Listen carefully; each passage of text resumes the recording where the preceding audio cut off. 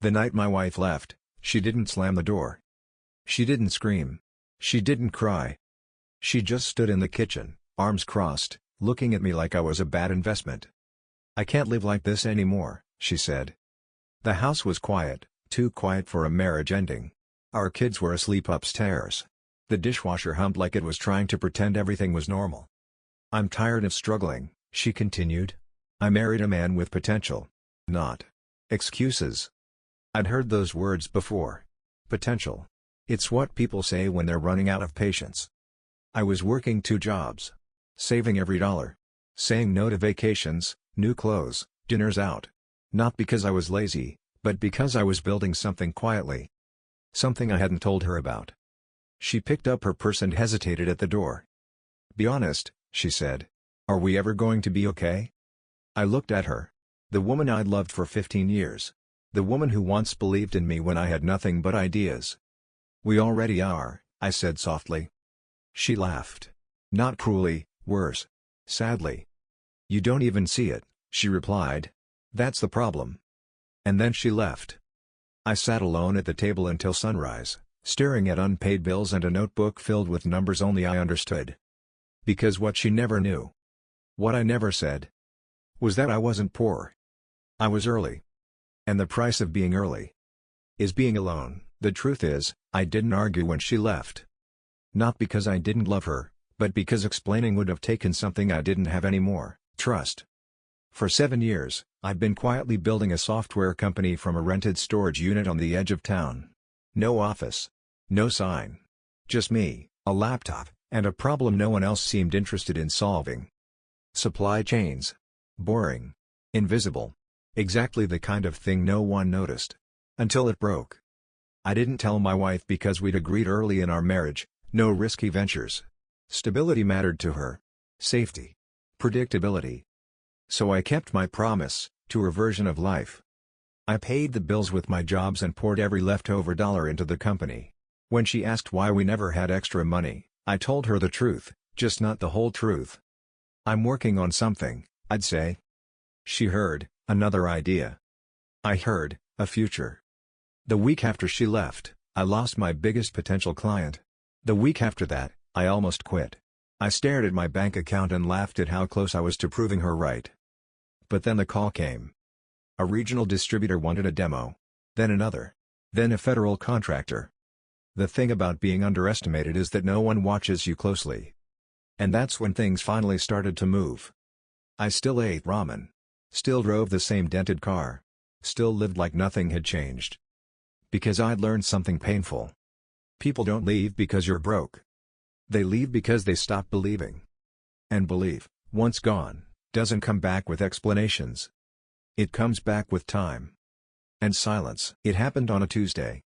I had been preparing for months, perfecting the software, lining up investors, and silently building the company from the ground up. Yet, I never anticipated what the first big deal would feel like. I still remember the call. The voice on the other end was calm, official. "This is Nathan Walker from Apex Tech Solutions. We've reviewed your proposal and are ready to sign a long-term contract with you for exclusive use of your supply chain software in our national distribution network." I couldn't speak for a moment. I think I actually laughed, like I hadn't heard him right. "You're offering me a deal? We believe your software is the best in the market. I'll send over the contract and terms. We're moving fast." I hung up the phone, staring at the wall, numb. Just hours before, I'd been scrambling to figure out how to cover payroll for my small team. But now? I had a national deal with one of the largest tech firms in the country. Everything shifted in an instant. The what-ifs and maybe next years became this is happening now. In the weeks that followed, everything accelerated. Investors came out of the woodwork. The company transformed from a scrappy side project into something real. Something valuable. I hired a real team. A real office. Real connections. But the one thing I didn't expect was seeing her name pop up on my phone. It was my ex-wife. She'd heard about the deal from a mutual friend. And now, she wanted to talk. She called me the next day. It was the first time her voice didn't sound angry or cold. It didn't even sound familiar at first. Just soft, tentative. "Can we talk?" I didn't know what to say. After everything, the idea of sitting across from her again felt strange. I hadn't heard from her in months. No messages. No updates on the kids. Just silence. I asked her to meet me at a quiet cafe. When she walked in, I almost didn't recognize her. She looked tired. The same way I felt in the early days of building the company. Worn but trying to keep it together. "Hey," she said, sitting across from me. I heard about your company. The deal. The press. It's incredible." I nodded. "Yeah, it happened fast." Her eyes flickered, almost ashamed. "I made a mistake." I didn't say anything. I just waited. She swallowed hard. "I left because I thought you'd never get there. That we'd be stuck in the same place forever. And I didn't believe in your dream the way I should have." I looked at her, wondering if this was real. If this was the apology I'd been waiting for, or just another attempt to explain away the pain she caused. "I get it," I said finally. "But you didn't leave because of that. You left because you stopped believing in me." Her face dropped. "I know."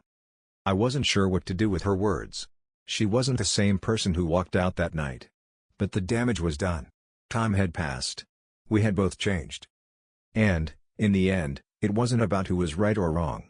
It was about who had stayed true to themselves. We sat there in silence for a few moments. The coffee grew cold between us, and for the first time in years, I felt calm. It wasn't relief.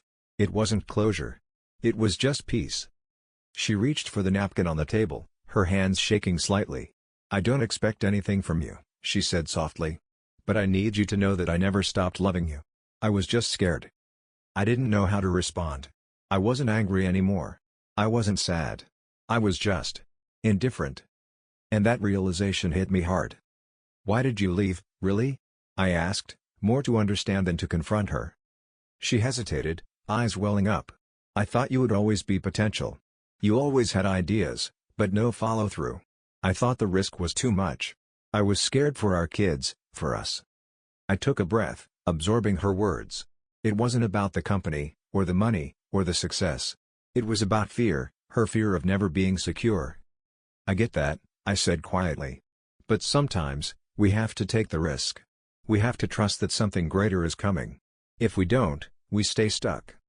She nodded, eyes fixed on her hands. I never saw it that way.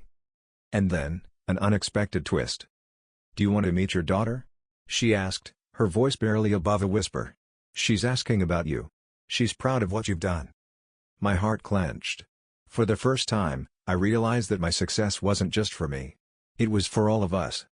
"I'd like that," I said. "More than anything." We parted ways that day, peacefully, no bitterness, just a quiet understanding that we had both lived through our own battles and come out the other side changed.